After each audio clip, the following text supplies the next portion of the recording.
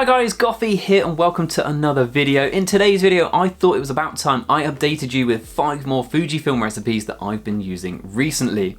Now in this video, I'm going to show you 5 different recipes, then at the end of the video, show you a little bit of a comparison as well, showing each of the 5 recipes on the same image. Now whenever I make these videos, I get lots of people ask me if they can use certain cameras with certain recipes, and the answer to that is if you're using an old camera, just key in as many of the settings as you can and give it a go. Half the time, just messing around and having fun with these recipes is half the enjoyment that you get out of it. Now as always, none of these recipes in this video have been made by me. If you really like some of the recipes in this video, make sure you reach out and tell the person that made them. I'm going to be having their socials up on the screen as well as down in the description.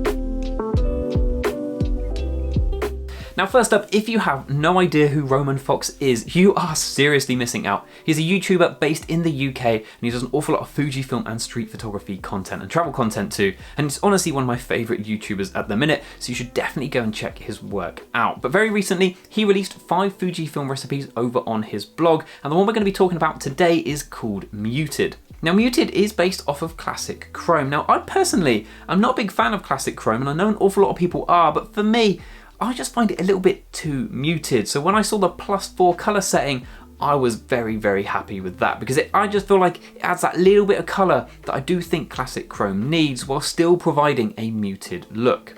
This is a recipe that packs quite a lot of contrast in it. We have got +2 highlights and +1 shadows, which adds for a pretty strong S-curve, and you can definitely see the contrast coming through in the images. Roman also uses an auto white balance. This is something, again, I am a big fan of because it means that your recipe will work wherever you use it.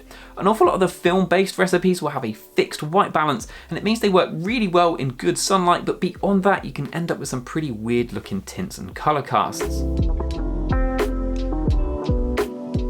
Next up, I'm a little bit biased. I'm going to stick with UK-based Fujifilm street photographers. We're going to go with Mike Chudley. Mike Chudley has just released a new recipe, a follow-up to one of the ones he made previously, and this is one of the best I think I've ever used. Now his recipe does offer 2 variants. There is one using the newish nostalgic negative that's only on the newer Fuji cameras, and there's also a classic chrome variant as well. So using the same settings, but switching between those 2 simulations. Up on the screen now, I've got an example of the same photo with both applied. You can kind of make up your own mind which one you prefer. I do think the nostalgic negative one looks better, but at the same time that is going to be restricted to only the newer cameras. Mike's recipe definitely has a warm kind of look to it, and if you know me, you'll know I absolutely love warm images, hence this becoming one of my favourite recipes.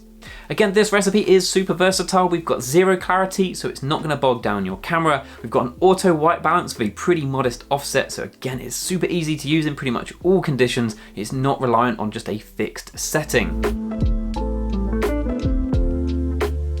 Next up then, recipe number 3 is a recipe by FUJI-Weekly. Would any recipe list be complete if I didn't include just one from the FUJI-Weekly website? If you have no idea what FUJI-Weekly is and you're looking at recipes, you just need to go and have a look at it now. It's probably the biggest resource when it comes to emulating film stocks on the internet, so definitely go and check it out. The one I want to talk about today is called KODAK P3200, made to emulate that exact film stock.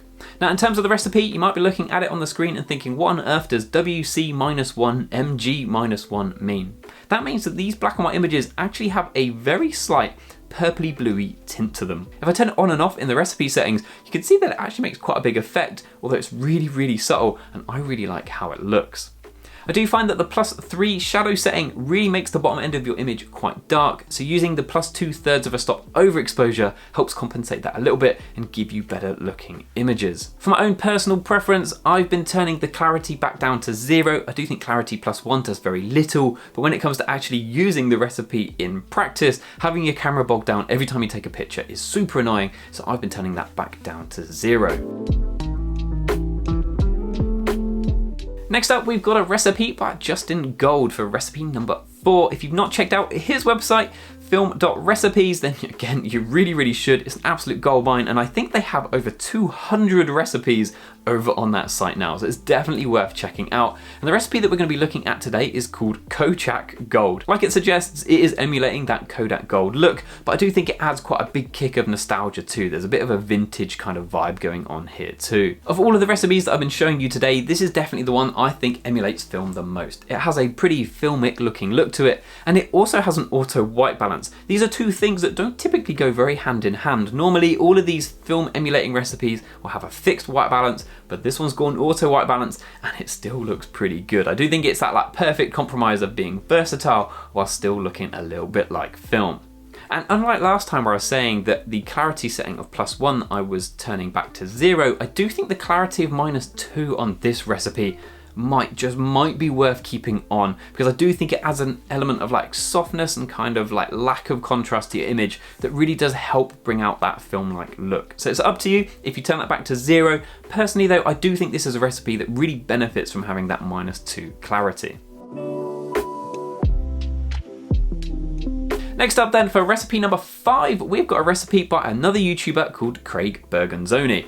If you have not checked out his channel, I had never seen it before until recently, definitely check it out. Socials up on the screen and down in the description as well. Now the recipe, it's pretty crazy. Up on the screen now is the recipe, and is there any settings on there that like slap you in the face? Now it's obviously that white balance setting of 10,000 Kelvin.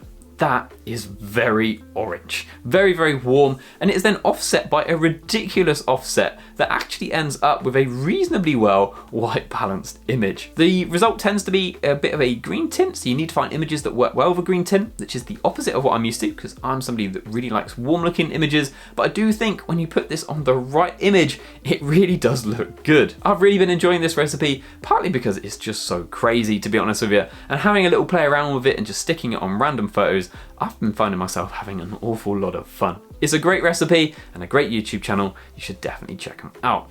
But next up, let's have a look at some comparisons.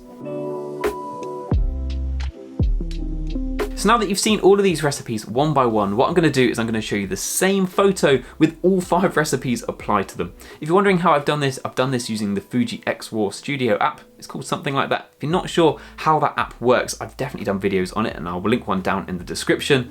And if you're enjoying this video so far guys, please don't forget to like and subscribe, but let's dive into them comparisons now. Looking at these recipes one after the other, I think the thing that really stands out for me is just how different each of these recipes looks. I think it's easy sometimes to think that maybe all Fujifilm recipes look the same, and while these 5 just really show you that isn't the case. Now, looking at them side by side rather than one after the other, I think the thing that really stands out is how each of these recipes is good in its own right. We've got the muted tones of Romans, we've got the warm look of Mike's, we've got that punchy contrasty black and white of the Fuji Weekly, we've got that vintage feel to Justin's, and then Craig with the very unique recipe at the end.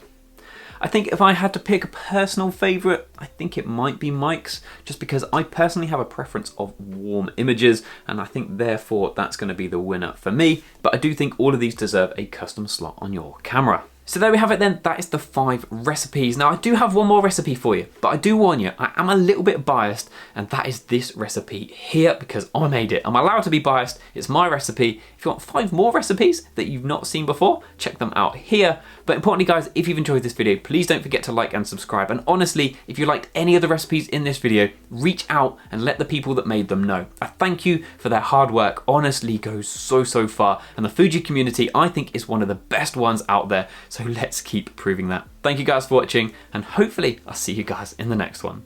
Cheers.